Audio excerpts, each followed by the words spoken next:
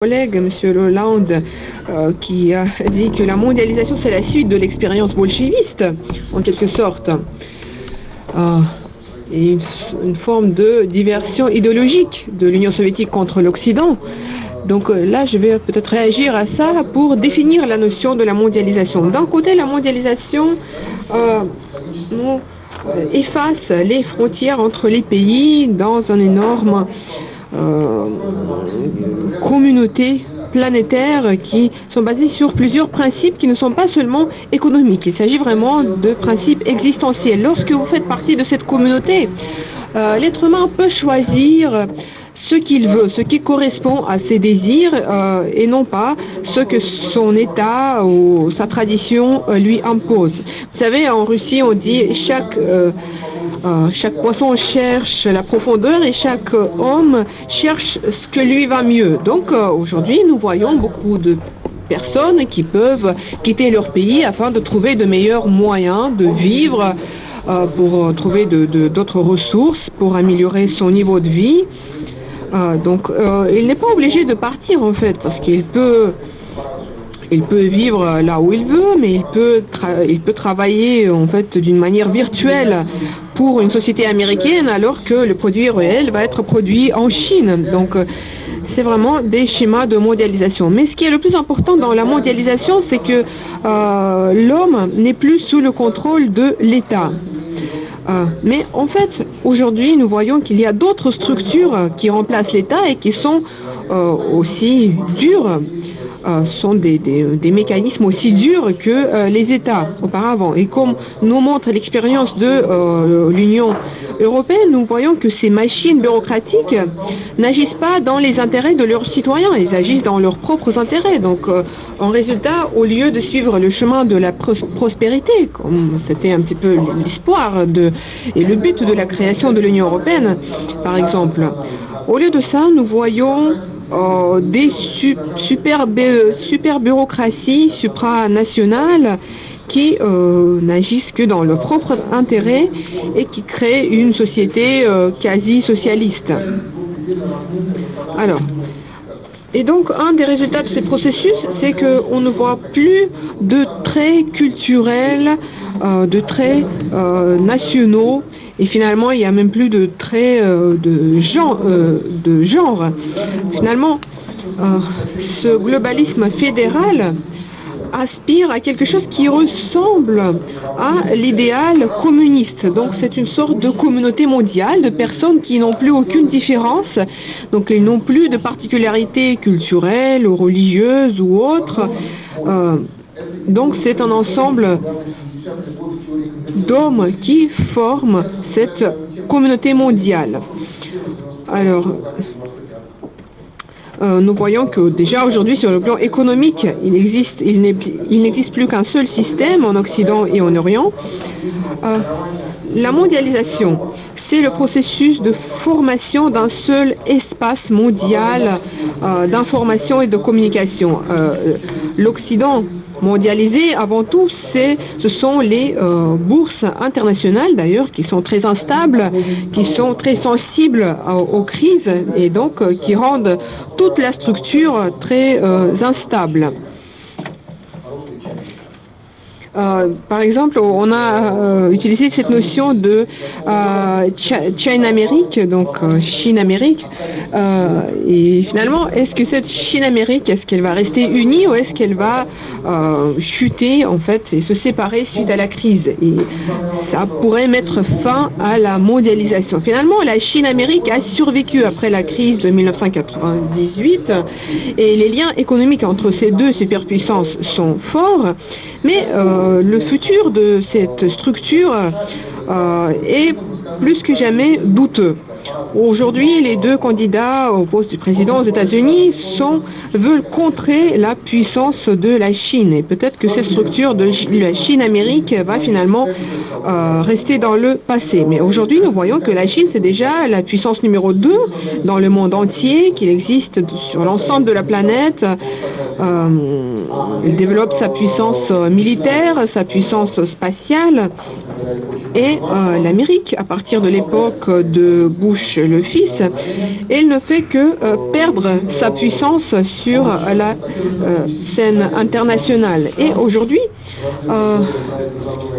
il y avait cette idée de puissance en fait mondiale des États-Unis. Aujourd'hui, cette idée n'est plus d'actualité et les deux campagnes, celle d'Afghanistan et celle d'Irak, ont mis le dernier clou dans le tombeau de cette idée de la puissance mondiale américaine. Aujourd'hui, il y a plusieurs scénarios de mondialisation.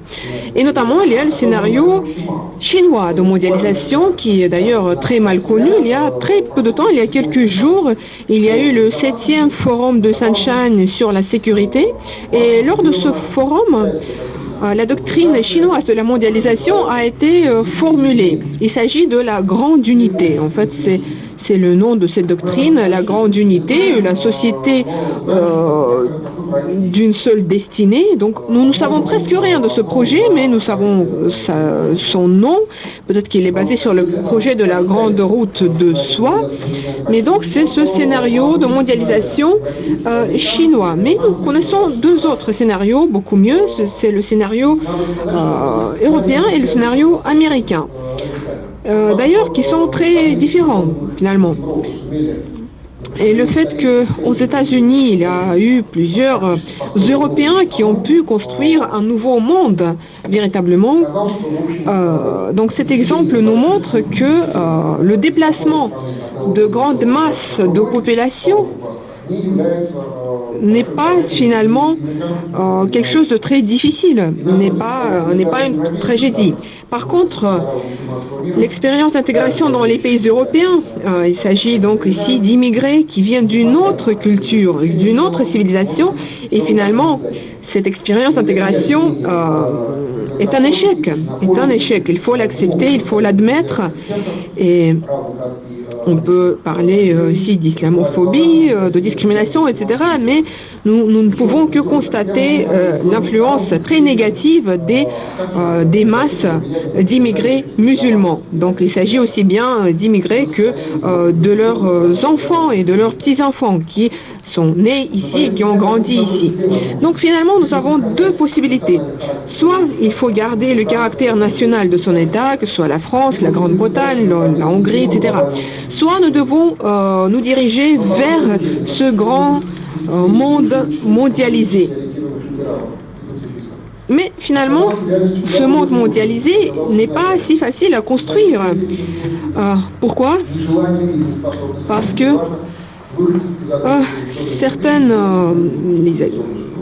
certaines personnes issues d'une certaine civilisation, finalement, ne sont pas capables ou ne veulent pas s'intégrer dans cet espace commun. Et donc, là, il faut comprendre qu'il y a un scénario alternatif qui serait possible pour la mondialisation européenne. C'est un scénario qui est étroitement lié avec l'activité et les pensées de Général de Gaulle. Lorsqu'il a pris le pouvoir en 1959, il a participé activement à la création de l'Union économique européenne avec la France, l'Italie, l'Allemagne et le Benelux, mais il a parlé de ce danger de perte de la souveraineté française si ce projet, qui était au départ économique, voulait aussi se développer dans le champ politique. Et finalement, ce qu'il a dit, ça s'est réalisé, donc on n'a pas écouté ses paroles et le projet économique européen finalement est devenu aussi un projet politique. Le général de Gaulle comprenait qu'à l'époque de la guerre froide, à l'époque des deux superpuissances, la France ne pouvait plus avoir un rôle de puissance toute seule. Mais il disait que l'indépendance n'a pas besoin d'un pouvoir illimité. En fait, le général de Gaulle considérait que la France, le mérite de la France, c'est d'avoir une sorte d'autorité sur la scène diplomatique. Et par exemple, il disait que la France peut faire partie de l'OTAN tout en gardant son indépendance. La même chose pour l'Union économique européenne. La France, selon le général de Gaulle, malgré sa participation dans ces différentes instances et structures, devait toujours garder son indépendance et sa souveraineté. Et donc, pour que la France puisse être indépendante et puisse être une puissance, un grand pays, De Gaulle a proposé 3 formules. Tout d'abord, c'est l'Europe de l'Atlantique jusqu'à l'Oural. Ensuite, c'est l'Europe des patries. Et troisième idée, c'est l'Europe donc c'est l'Europe unie. Alors, la première idée, de l'Atlantique jusqu'à l'Oural, c'était la première idée de général de Gaulle. Il disait que la France pouvait en fait appeler l'Europe à s'unir. Et finalement, ça pouvait provoquer une véritable union de l'Europe depuis l'Atlantique jusqu'à l'Oural. Contrairement à d'autres leaders européens et américains, voyaient l'Europe en tant que quelque chose d'uni. Ils ne voulaient pas accepter le schisme de l'Europe entre l'Est et l'Ouest. Et De Gaulle a toujours pensé que l'Union soviétique faisait partie de l'Europe. Bon, ce qui est triste, c'est qu'au sein de l'Union soviétique, on n'a pas compris ces aspirations de Gaulle. On n'a pas compris qu'il voulait en fait l'unité de l'Europe et qu'il voulait inclure l'Union soviétique au sein de l'Europe. Et donc, à un moment, il y a eu des contacts diplomatiques. Et finalement, cette formulation de l'Oural, la mention de l'Oural a fait peur aux dirigeants soviétiques parce qu'ils pensaient que De Gaulle veut démembrer l'Union soviétique, veut séparer l'Union soviétique en partie orientale et partie occidentale. Et je pense que malheureusement, les dirigeants soviétiques à l'époque n'ont pas compris le sens de ce grand projet de Gaulle. Ensuite, le deuxième projet, c'est l'Europe des patries. Là, c'est un projet qui n'a pas été compris par les partenaires européens de Gaulle. Donc, c'était en 1962, lorsque le marché commun a déjà été créé. Pourquoi ce programme n'a pas été accepté, l'Europe des patries? Parce que ce programme confirmait l'indépendance des pays européens par rapport aux États-Unis et par rapport à l'OTAN. Alors même que la plupart des partenaires de Gaulle, donc les autres pays européens, n'étaient pas prêts à s'affranchir de la domination américaine. Et De Gaulle était tout à fait...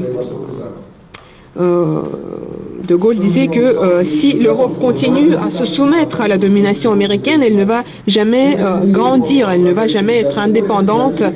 Et finalement, le troisième projet de Gaulle, c'est l'Europe européenne. Donc, De Gaulle disait la France veut rester la France dans une Europe qui doit rester une Europe. Donc c'était